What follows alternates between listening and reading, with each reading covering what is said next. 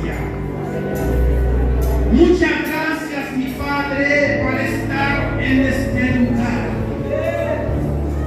Lo más importante para nosotros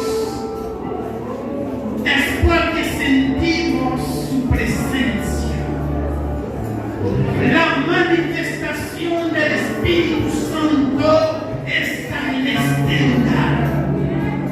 Señor, esta mañana hemos llegado cansados, hemos llegado con problemas, pero sabemos, tenemos un Dios que puede cambiar las cosas.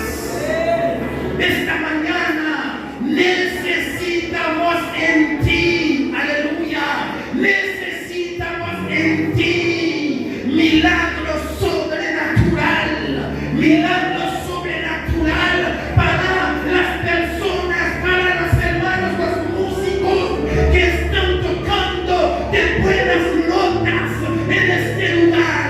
Las sagradas noches de poder sobre nosotros en este lugar esta mañana.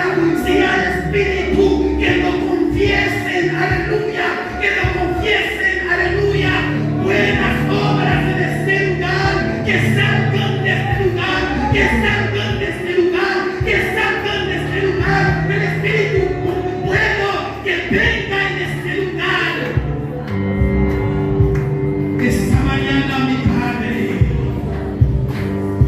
aquí está el equipo que está cantando, Señor.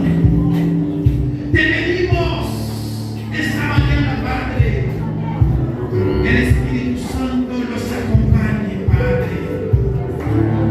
Esta mañana hay gente aquí que están enferma. Hay enfermos aquí, Señor, espiritualmente. Hay enfermos, Señor, físicamente, Padre. Pero sabemos, tú eres el doctor excelente, doctor de los doctores.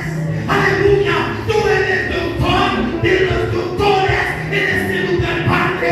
Sabemos, tú tienes la sanidad para nosotros esta mañana. Por eso creemos en ti, creemos en ti, creemos en ti. No hay otro, es sin ti, somos nada, Padre.